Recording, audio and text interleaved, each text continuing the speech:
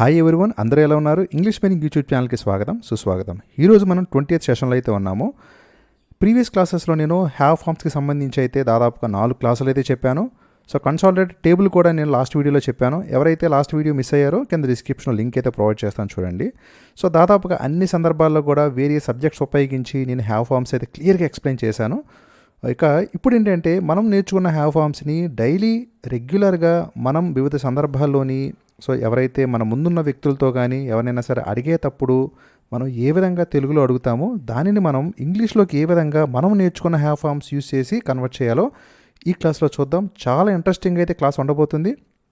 డెఫినెట్గా అయితే చూసిన వాళ్ళందరూ కూడా వీడియోని అయితే లైక్ చేయండి. ఎందుకంటే ఎంతోమంది కూడా హ్యావ్ ఫార్మ్స్ యూస్ చేసి రెగ్యులర్గా డైలీ లైఫ్లో వాడే మేజర్ ఏవైతే క్వశ్చన్స్ ఉంటాయో వాటిని అయితే నేను తీసుకొని మీకోసం అయితే ఈరోజు క్లాస్ని ప్రజెంట్ చేయబోతున్నాను. సో ఇక లేట్ చేయకుండా వీడియోలోకి అయితే వెళ్దాం. సో సబ్స్క్రైబ్ చేసుకునే వాళ్ళు సబ్స్క్రైబ్ చేసుకోండి, అలాగే వీడియోని మాత్రం ఖచ్చితంగా లైక్ చేసే ప్రయత్నం అయితే చేయండి. ఇక ఈరోజు మనం ఒక 22 క్వశ్చన్స్ అయితే ఉన్నాయి. సో వాటిలో హ్యావ్కి సంబంధించిన ప్రశ్నలు చూస్తే ఫస్ట్ అయితే నీ వద్ద అతని అడ్రస్ ఉందా ఎలా అడగాలి. మీకు తిరుపతిలో స్నేహితులు ఉన్నారా. గోపాల్కు పిల్లలు ఉన్నారా. రోహితకు హైదరాబాద్లో బంధువులు ఉన్నారా. మీ అమ్మా నాన్నలకు అభ్యంతరం ఏమైనా ఉంటుందా.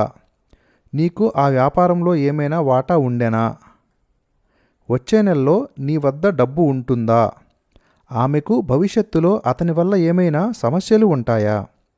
నీకు సహనం ఉందా. టీవీ బాగు చేసే నైపుణ్యం అతనికి ఉందా. రాధాకు సహాయపడే తత్వం లేదా. నీ వద్ద 100 రూపాయల చిల్లర ఉందా. ఆ పని చేయడానికి మీకు ధైర్యం ఉందా. నీకు నమ్మకం ఉందా.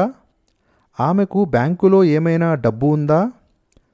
రూప వద్ద చీర కొనడానికి సరిపడే డబ్బు ఉందా. నీకు నాతో ఏమైనా పనుందా. విద్యార్థులకు సరిపోయేంత విజ్ఞానం ఉందా. మీ తాతగారికి వైజాగ్లో హోటల్ ఉందా. నేను మీ పుస్తకం తీసుకుంటే మీకేమైనా అభ్యంతరమా. నీ వద్ద ఏమైనా ఉందా. మీకు దోమల బాధ ఉందా. గైస్, ఈ 22 సందర్భాల్లో 22 వాక్యాలని కూడా మనం హ్యావ్ ఫార్మ్స్ యూస్ చేసి ఏ విధంగా ఈజీగా ఇంగ్లీష్లోకి కన్వర్ట్ చేయొచ్చో నేనైతే మీకు ప్రతి ఎగ్జాంపుల్ని కూడా క్లియర్గా ఎక్స్ప్లెయిన్ చేస్తాను. ఎప్పుడైనా ఫస్ట్ ఇంగ్లీష్లోకి మనం సెంటెన్స్ని ఫ్రేమ్ చేయాలంటే ఏదైతే సబ్జెక్ట్ ఉందో దాన్ని చూడండి. ఇక్కడ సబ్జెక్ట్ ఏంటిది, నీ అంటే యూ కదా. సో ఈ యూని మనం క్వశ్చన్ చేసేటప్పుడు ఎటువంటి డూ ఫార్మ్స్ వాడాలి, ఎటువంటి హ్యావ్ ఫార్మ్స్ వాడాలో ఫస్ట్ అయితే మన మైండ్లోకి స్ట్రైక్ అవ్వాలి. ఆ తర్వాత రిమైనింగ్ అడ్రస్ ఉందా లేకపోతే ఇంకేమైనా సరే మాట్లాడుతుంటే ఇది ఇంపార్టెంట్ కాదు, ఎందుకంటే ఇది జనరల్గా అయితే వస్తుంది. కానీ ఇనీషియల్గా ఆ సబ్జెక్ట్ని మనం ఎలాగ స్టార్ట్ చేయాలి సెంటెన్స్ని మనం అడిగేటప్పుడు అనేది మనకి ఇంపార్టెంట్. సో ఇక్కడ మీకు అని ఉంది అంటే యూ. సో కాబట్టి యూకి మనం కొన్ని ఏదైతే హెల్పింగ్ వర్బ్స్ ఉన్నాయో వాటిని యూజ్ చేసి మనం క్వశ్చన్ స్టార్ట్ చేయాలి. అలాగే గోపాల్ కూడా మనం హెల్పింగ్ వర్బ్ని అక్కడ యాడ్ చేసి క్వశ్చన్ స్టార్ట్ చేయాలి. రోహిత, అలాగే మీ అమ్మ అన్న అంటే your mother. So your mother and father, your parents, ఇక్కడ కూడా మనం యువర్ పేరెంట్స్ అని స్టార్ట్ చేయాలి. కానీ దానికి ముందు మనం క్వశ్చన్ చేస్తున్నామంటే ఒక హెల్పింగ్ వర్బ్ అయితే మనం యూజ్ చేయాలి.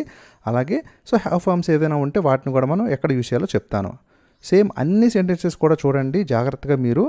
మీ వద్ద సో ఉన్నప్పుడు అంటే ఇక్కడ సబ్జెక్ట్ ఇంపార్టెంట్ అనమాట. మనం సబ్జెక్ట్ ఏది ఉంది దానికి మనం ఏమి అది ఆ కాంటెక్స్ట్ ప్రకారము మనం ఏ హెల్పింగ్ వర్బ్ యూస్ చేయాలనేది తెలిస్తే మీకు ఇంగ్లీష్ సెంటెన్స్ ఫ్రేమింగ్ అనేది మీకు ఈజీగా అయితే వస్తుందన్నమాట. అలాగే ఆమెకు అన్నాము అంటే ఓకేనా. అలాగే నీకు అంటే యువర్, నీకు యూ, ఓకేనా. రాధ, అలాగే అన్ని ఎగ్జాంపుల్స్లో కూడా ఫస్ట్ మీరు సెంటెన్స్ని కన్వర్ట్ చేసేటప్పుడు సబ్జెక్ట్ ఐడెంటిఫై చేయండి. అసలు మనం ఎవరిని ఉద్దేశించి మాట్లాడుతున్నామో ఫస్ట్ వాళ్ళనైతే మనం బేస్ చేసుకొని సో వాళ్ళు సింగులరా ప్లూరలా లేకపోతే అది పాస్ట్ టెన్సా ప్రెజెంట్ టెన్సా అనేది మనం ఐడెంటిఫై చేయాలి. ఓకే సరే, ఫస్ట్ సబ్జెక్ట్ అయితే చూసాము. సబ్జెక్ట్ అంటే యూ, ఓకే అంతవరకు బాగానే ఉంది. తర్వాత నీ వద్ద అతని అడ్రస్ ఉందా అన్నావు అంటే ఉందా అంటే ఏంటిది, ప్రజెంట్ ఉందా అని అడుగుతున్నారు. అవునా, అంతే కదా. అంతేగాని ఫ్యూచర్లో ఉంటుందా అని అడగట్లేదు, గతంలో ఉండిందా అని అడగట్లేదు. సో ప్రజెంట్ ఉందా అని అడుగుతున్నారు. కాబట్టి క్వశ్చన్ చేసేటప్పుడు మనం ప్రజెంట్ టెన్స్లో ఉన్న డూ ఫార్మ్స్ ఏముంటాయి. సో డూ ఉంటుంది కదా, డూ ఉంటుంది, డజ్ ఉంటుంది. సో ఇక్కడ యూ అన్నాం కాబట్టి ఖచ్చితంగా మనం డూ ఫామ్లో డూనే యూజ్ చేయాలి. కాబట్టి సో డూ యూ, అవునా. సో ఉందా, ఉంటుందా, కలిగి ఉందా అని చెప్పాలంటే ఏం చెప్తాం మనం, హ్యావ్ అంటాం, అవునా. సో డూ యూ హ్యావ్ అంటే నీ వద్ద ఉందా, ఏముంది, his address. So do you have his address అంటే నీ వద్ద అతని అడ్రస్ ఉందా. ఓకే, అంటే ఫస్ట్ ఏం చేశాను నేను సబ్జెక్ట్ ఏంటని చూసుకున్నాను. సో యూ అనేది అనుకున్నాను మనసులో. తర్వాత అది పాస్ట్ టెన్సా, ప్రెజెంట్ టెన్సా, ఫ్యూచర్ టెన్సా చూసుకున్నాను. సో ప్రెజెంట్ టెన్స్ ఎక్కడ ఉంది కాబట్టి నేను డూ ఫామ్ని యూస్ చేశాను. సో డూ యూ ఉందా అంటే మనం కలిగి ఉండడం కాబట్టి have. So do you have his address. His అంటే అతను అంతే కదా, అడ్రస్ అంటే అడ్రస్ అంతే. So do you have his address, నీ వద్ద అతని అడ్రస్ ఉందా, right. Do you have his address అంటే నీ వద్ద అతని అడ్రస్ ఉందా అని మనం మార్చొచ్చు. ఇక నెక్స్ట్ సెంటెన్స్ చూద్దాం. మీకు తిరుపతిలో స్నేహితులు ఉన్నారా. ఫస్ట్ మనం ఏం చూడాలని చెప్పాను, సబ్జెక్ట్. సబ్జెక్ట్ అంటే మీకు అంటే యూవే కదా, ఓకే యూ ఉంది. తర్వాత ఇది పాస్ట్ టెన్సా, ప్రెజెంట్ టెన్సా, ఫ్యూచర్ టెన్సా చూద్దాం. సో ఉన్నారా అని ఇప్పుడు అడుగుతున్నారంటే ప్రెజెంట్ టెన్సే కాబట్టి సో యూ సబ్జెక్ట్ యూ తెలిసింది, అక్కడ మనం ప్రెజెంట్ టెన్స్ అని తెలిసింది కాబట్టి క్వశ్చన్ చేసేటప్పుడు మనం డూ యూ అని అడుగుతాం అంతే కదా. సో కలిగి ఉండడము సందర్భాన్ని సూచిస్తుంది కాబట్టి డూ యూ హ్యావ్. సో ఏం కలిగి ఉన్నారు అని అడుగుతున్నారు వాళ్ళు, ఫ్రెండ్స్ అవునా. సో ఫ్రెండ్స్ అడుగుతున్నారు కాబట్టి డూ యూ హ్యావ్ ఫ్రెండ్స్. ఎక్కడ, తిరుపతి, ఇన్ తిరుపతి, తిరుపతిలో అడుగుతున్నారు అంతే. So do you have friends in Tirupati, right. ఇక నెక్స్ట్ సెంటెన్స్ చూద్దాం. గోపాల్కు పిల్లలు ఉన్నారా. ఈ సెంటెన్స్ చూడండి, ఇక్కడ ఎవరు, గోపాల్. గోపాల్ అంటే ఎవరు, మీరు కాదు, ఫస్ట్ పర్సన్ కాదు, సెకండ్ పర్సన్ కాదు, అంటే మీరు కాదు, నేను కాదు. అలాగే ఏమైనా ప్లూరల్లా గోపాల్ అనేది, అతను ప్లూరల్ ఫామా, అతను బహువచనమా, కాదు కదా, సింగిల్ వచనమే అంటే సింగులరే. అంటే ఇది ఇతను ఖచ్చితంగా థర్డ్ పర్సన్ సింగులర్, అంటే మీరు కాదు, నేను కాదు, మనము కాదు, ఎవరం కాదు, ఎవరో థర్డ్ పర్సన్, ఒక వ్యక్తి, ఒక సింగులర్. కాబట్టి ఏం చెప్పాను నేను, సో థర్డ్ పర్సన్ సింగులర్ అని ఐడెంటిఫై చేసాం, బాగానే ఉంది. ఇక నెక్స్ట్ చూద్దాం. సో పిల్లలు ఉన్నారా అని అడుగుతున్నారు అంటే ప్రస్తుతమే కదా అడుగుతూ ఉన్నారు కాబట్టి ఇది ప్రెజెంట్ టెన్స్ని సూచిస్తుంది. ఇక తర్వాత ప్రెజెంట్ టెన్స్లో ఇటువంటి థర్డ్ పర్సన్ సింగులర్స్కి డూ ఫామ్ని ఏం యూజ్ చేయాలని చెప్పాను, డస్ వాడాలని చెప్పాను. అప్పుడు ఏమవుతుంది, డస్ గోపాల్ అంతే కదా, does Gopal.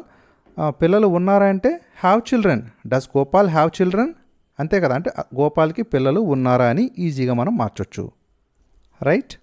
Does Gopal have children. So కలిగి ఉండడం సందర్భం వస్తుంది కదా కాబట్టి హ్యావ్ అని యూజ్ చేశాను అవునా. ఇక్కడ డస్ గోపాల్ హ్యాజ్ చిల్డ్రన్ అని మాట్లాడకూడదు, ఎందుకంటే మనం ఇక్కడ మనకు హెల్పింగ్ వర్బ్ యూజ్ చేసాం కదా. సో హెల్పింగ్ వర్బ్ యూజ్ చేసినప్పుడు గోపాల్ అనేది థర్డ్ పర్సన్ సింగులరే, కానీ మనం క్వశ్చనింగ్లో హెల్పింగ్ వర్బ్ కూడా ఉంది కాబట్టి ఖచ్చితంగా ఇక్కడ మనం హ్యావ్ అనేది యూజ్ చేయాలి. కాబట్టి డస్ గోపాల్ హ్యావ్ చిల్డ్రన్ అంటే గోపాల్కి పిల్లలు ఉన్నారా, డస్ అంటున్నాం కాబట్టి ప్రజెంట్ ఉన్నారా అని మీనింగ్లో మనం చెప్పాము, రైట్. ఇక తర్వాత చూద్దాం. సో రోహితకు హైదరాబాద్లో బంధువులు ఉన్నారా. ఇక్కడ కూడా చూడండి, రోహిత అనేది ఎవరు, థర్డ్ పర్సన్ సింగులర్, అంటే మనం కాదు కదా, మీరు కాదు, నేను కాదు, ఫస్ట్ పర్సన్ కాదు, సెకండ్ పర్సన్ కాదు. సేమ్ అక్కడ పైన గోపాల్ అని ఎలాగైతే మనం థర్డ్ పర్సన్ సింగులర్ అన్నామో ఇక్కడ కూడా వేరే వ్యక్తి ఎవరో ఒక సమ్వన్ కాబట్టి థర్డ్ పర్సన్ వచ్చింది. థర్డ్ పర్సన్ మరి రోహిత ఒక్కటే కాబట్టి సింగులర్ వచ్చింది కాబట్టి థర్డ్ పర్సన్ సింగులర్. ఇక బంధువులు ఉన్నారా అని అడుగుతున్నారు అంటే ప్రజెంట్ ఉన్నారా అని. సో ప్రజెంట్ టెన్స్లో మనం ఏం వాడతాము, థర్డ్ పర్సన్ సింగులర్ వస్తే డస్ వాడతాం కదా, సేమ్ ఇక్కడ కూడా. సో డస్ రోహిత, బంధువులు అంటే రిలేటివ్స్, సో ఉన్నారా అంటే మనం ఏంటి, డస్ రోహిత హ్యావ్ రిలేటివ్స్ అవునా, ఎక్కడ, in Hyderabad. So does Rohita have relatives in Hyderabad, right. ఈ విధంగా మనం ఈజీగా అయితే ఇంగ్లీష్లోకి కన్వర్ట్ చేయొచ్చు. Does Rohita have relatives in Hyderabad, ఆమెకు హైదరాబాద్లో రిలేటివ్స్ ఉన్నారా. ఇక నెక్స్ట్ సెంటెన్స్ చూద్దాం. మీ అమ్మా నాన్నలకు అభ్యంతరం ఏమైనా ఉంటుందా. ఇక్కడ సందర్భం అనేది మనం భవిష్యత్తుని బేస్ చేసుకొని మాట్లాడుతున్నాం. అంటే సో రేపు మీ ఇంటికి వస్తాను, మీ పేరెంట్స్కి ఏమైనా అభ్యంతరం ఏమైనా ఉంటుందా, లేదంటే 1 వీక్ తర్వాత మీ ఇంటికి వస్తాను, మీ పేరెంట్స్కి ఏమైనా అభ్యంతరం ఉంటుందా అనే సందర్భం ఇక్కడ ఉంది. సో మీ అమ్మా నాన్నలకు ఏమైనా అభ్యంతరం ఉందా అంటే అమ్మా నాన్నలు అంటే మనం ఇంగ్లీష్లో పేరెంట్స్ అని చెప్పొచ్చు అవునా, ఓకే.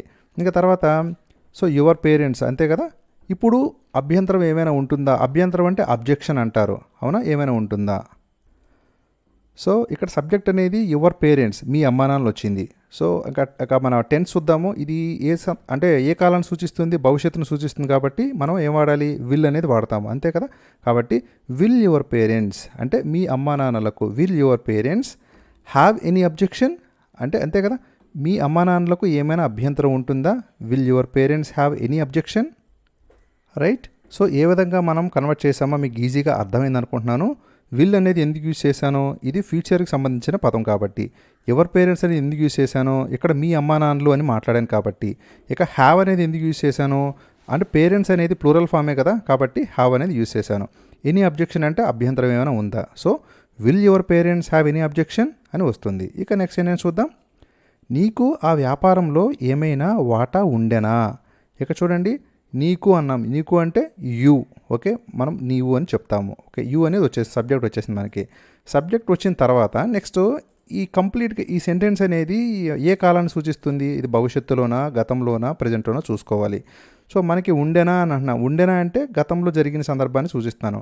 కాబట్టి ప్రజెంట్ అయితే మనం ఏం చెప్తాము? యూ కదా, డూ యూ అంటాము. అదే పాస్ట్లో అయితే ఏమంటాము? డిడ్ యూ అంటాము, అవునా? సో డిడ్ యూ అని వచ్చిందనమాట. ఇక తర్వాత ఏమైనా వాటా ఉందా అని వచ్చింది. అంటే ఎనీ షేర్, అంటే ఏదైనా వాటా అంటే ఎనీ షేర్ అనమాట. ఇప్పుడు చూద్దాం. So did you have any share in that business? That business అంటే ఆ వ్యాపారము, అవునా? మరొకసారి ఎక్స్ప్లెయిన్ చేస్తాను చూడండి. ఇక్కడ నీకు అంటే యూ చెప్పాము, ఫస్ట్ సబ్జెక్ట్ ఐడెంటిఫై చేసాం. తర్వాత ఈ సెంటెన్స్ యొక్క కాలము, సో ఏ కాలం సంబంధించింది? ఇది భూతకాలము, అంటే పాస్ట్ టైం సంబంధించింది, ఉండేనా అన్నాం కాబట్టి మనం క్వశ్చన్ చేసేటప్పుడు కూడా డిడ్ని యూస్ చేసి వాడాలి. కాబట్టి డిడ్ యూ, ఇక్కడ ఉండేనా అంటే మనం హ్యావ్ అనే కదా మాట్లాడతాం. సో డిడ్ యూ హ్యావ్ అంటే నీవు కలిగి ఉన్నావా? ఎనీ షేర్ అంటే ఏదైనా వాటా ఇన్ దాట్ బిజినెస్, ఆ వ్యాపారంలో. Okay, did you have any share in that business? నీకు ఆ వ్యాపారంలో ఏమైనా వాటా ఉండనా అని వస్తుంది. ఇక నెక్స్ట్ ఏంటో చూద్దాం. వచ్చే నెలలో నీ వద్ద డబ్బు ఉంటుందా? ఇది చాలా ఈజీగా మనం అయితే మార్చొచ్చు. సో చూడండి, వచ్చే నెలలో అన్నామంటే మనము ఏం చెప్పాలి? సో నీ వద్ద అంటున్నాం కదా, సో నీ అంటే యూ, ఓకే, యూ వచ్చేసింది. ఇక తర్వాత వచ్చే నెల అంటే ఏంటి?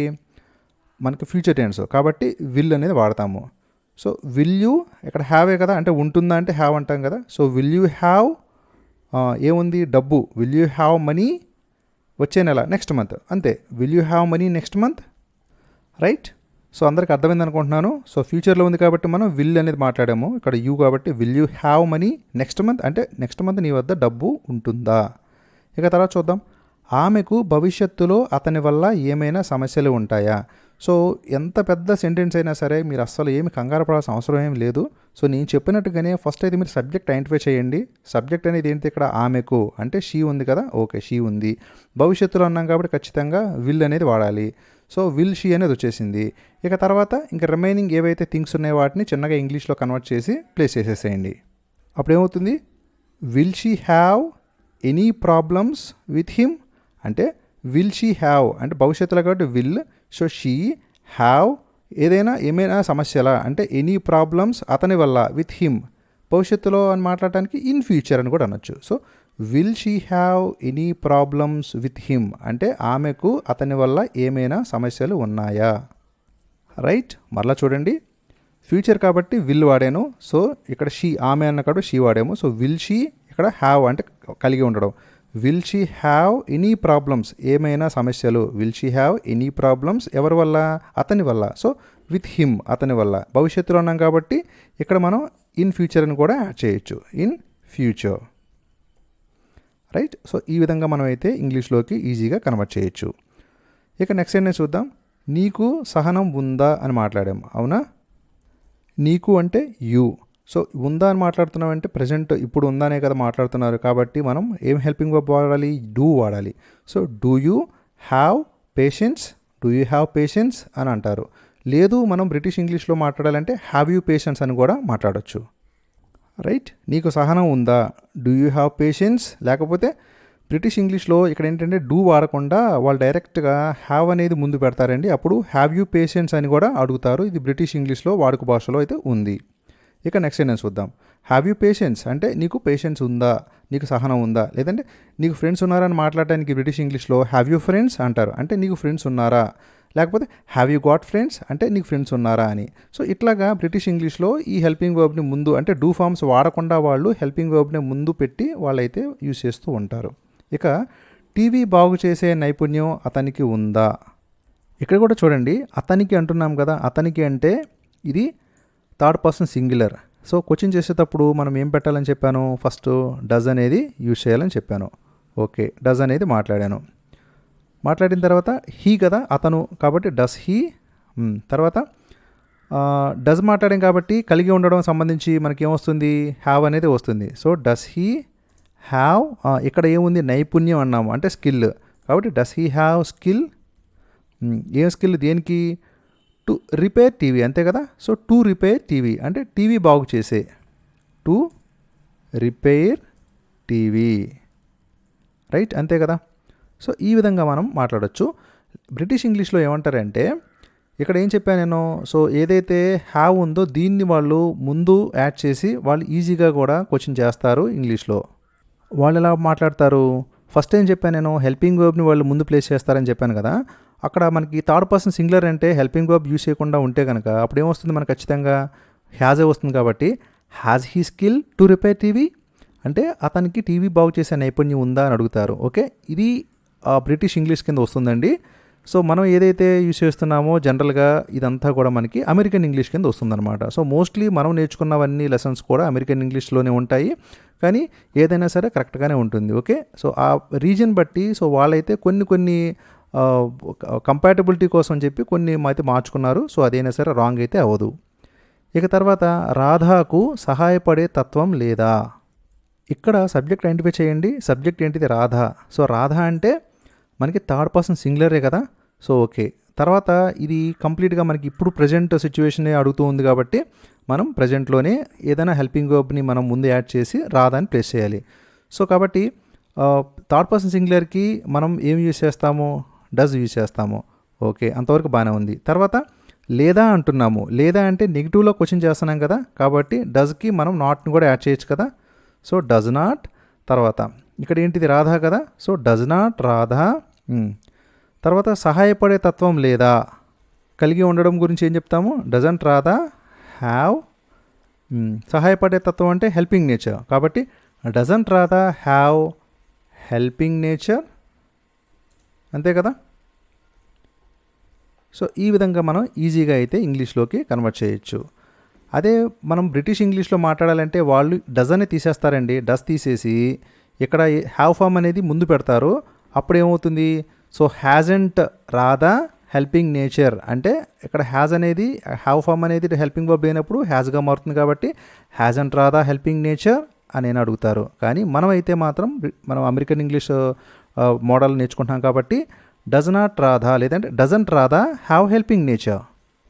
ఫ్రెండ్స్, ఇవి ఈరోజు వీడియోలో మనం 11 ఎగ్జాంపుల్స్ అయితే నేర్చుకున్నాము. ఇప్పటికే వీడియో లెంగ్త్ అయితే 17 minutes అయిపోయింది. కాబట్టి నేను సెకండ్ పార్ట్లో రెండో వీడియోలో రిమైనింగ్ 11 క్వశ్చన్స్ని కూడా మీకు క్లియర్గా అయితే ఎక్స్ప్లెయిన్ చేస్తాను. ఎందుకంటే మనం ఎలాబొరేటెడ్గా ఎక్స్ప్లెయిన్ చేసుకుంటూ వెళ్ళాలి కాబట్టి సో టైం అయితే తీసుకుంటూ ఉంటుంది. ఒకే వీడియోలో చేయడం అనేది కొంచెం ఇన్కన్వీనియన్స్గా ఉంటుంది కాబట్టి చూసేవారికి నెక్స్ట్ వీడియోలో నేను రిమైనింగ్ పార్ట్ అనేది నేను పెడతాను. So thank you for watching English mining. ఖచ్చితంగా వీడియోని అయితే లైక్ చేయండి. సో నెక్స్ట్ వీడియో అయితే మీకు వచ్చేస్తుంది. జై హింద్.